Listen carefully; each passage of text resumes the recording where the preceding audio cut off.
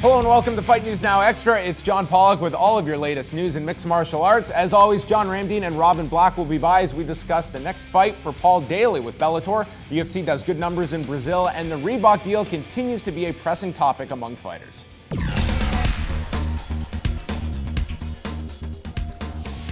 This past Saturday's UFC Fight Night card in Goiânia, Brazil averaged 813,000 viewers for the main card portion on Fox Sports 1. It was their highest mark for a Fight Night card since this past February.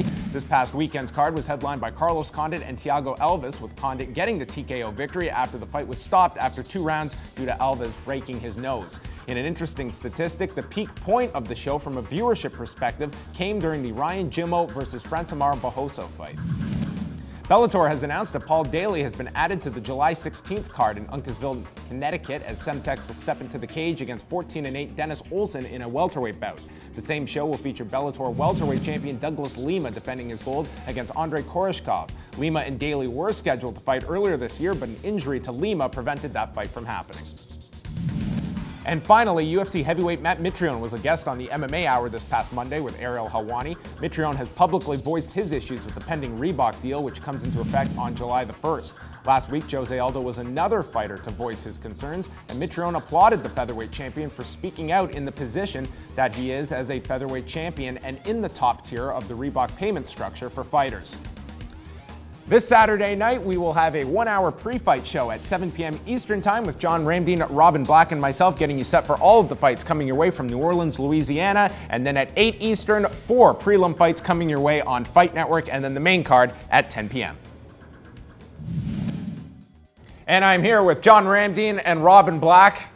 And guys, the countdown is officially on. We are into the month of June. It's TikTok until Shamrock Kimbo. Can't wait. After all these years, I thought 2008, that was going to be our one opportunity to see the fight. It fell out of our hands during the day of the fight, June 19th. I can't wait for this. Well, you and I, what's interesting, we were talking about Bellator last night on our way to Jiu-Jitsu and how people are still interested in Kimbo, and it's Bellator's responsibility, especially now with this entire Reebok situation. You know that it's soured a lot of fighters, and you would expect that Scott Coker and the Bellator organization and Viacom are having all these meetings about, okay, which fighters, whose contract's coming up, which guys should we go after? And again, it's a Trojan horse situation where Kimbo and Ken Shamrock bring the casual eyeballs there, and then it's it's Scott Coker's responsibility to load that undercard and make sure there's world-class fights. I forget sometimes what the hell I'm talking about or even what I like, because I don't think I like this fight. But I also understand that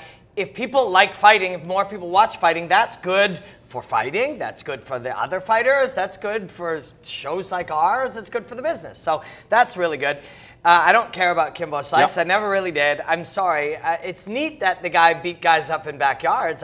I think that's pretty neat. Yeah. But I'm a big fan of martial arts. I like Ken Shamrock more than I like, a lot more. But you don't know what Kimbo's been doing for the last 2 years. Who knows? He has that affiliation with American Top Team. They're a mixed martial arts gym. Maybe he's there wrestling and doing jiu-jitsu. Maybe he is. Maybe he is. I mean, sure. You know, because we look at the main event of this Fight Night show.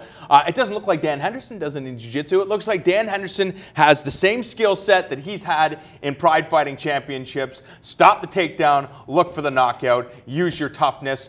He's had 1 win in his past 6 fights, and same with Tim Boetsch. And you could argue, I mean, that win against Shogun, I mean, that was not a fight Henderson was looking pretty in until he got the stoppage. And same with Tim Boetsch. Yes, he lost to Luke Rockhold, and he lost to Talis Latis, guys that I have ranked in the top 10. His win over CB Dalloway, I actually don't think he won that fight. So, you know, when you have guys that are, you know, it's essentially the same thing. One is just more higher profile, being the UFC. You don't believe what you're saying. No, I understand what you're saying. You don't believe but it's the same kind of thing. Well, Timbo, Kimbo. I mean, maybe. I've never seen them in the same room together. Maybe there is something going on here. I don't know. I'm not a Kimbo hater. Yeah. I am not. I just don't really, you know, being a star who hits guys really hard, I get it. I get that that'll get some other people watching fights, and I get that's a good thing. I just like, you know, real slick martial Sure, arts. sure, I get that, but it's like with the conversation we had about Paige Vanzant. You know, does she have room to grow? Of course. So all the coaches around her say that there's certain things that she possesses that you can't teach, her intensity or going after it. But is she a well-rounded, high-level mixed martial artist? Not at this stage, but same with Kimbo Slice. He's an attraction. People like watching attractions, and Ken Shamrock has his history in mixed martial arts. Now Bellator knows that people will tune in because of that. You just have to show them there's other reasons to tune into their product. To be totally honest, Paige Vanzant and Kimbo Slice is a really good comparison. It really is. It doesn't sound like they look a little different. Their ages are different, their heights and sizes and backgrounds and stuff. But it's a great comparison because the ability to excite an audience is a value. It really is, and both of those people have it. And both of them are not elite mixed martial artists. I honestly think that Paige Vanzant at 20 has so much more potential than Big Kimbo has at 38, but it's a great comparison, actually. To tie both of these together and look at Saturday's main event with Dan Henderson, as you mentioned, this guy's lost 5 of 6 at this point.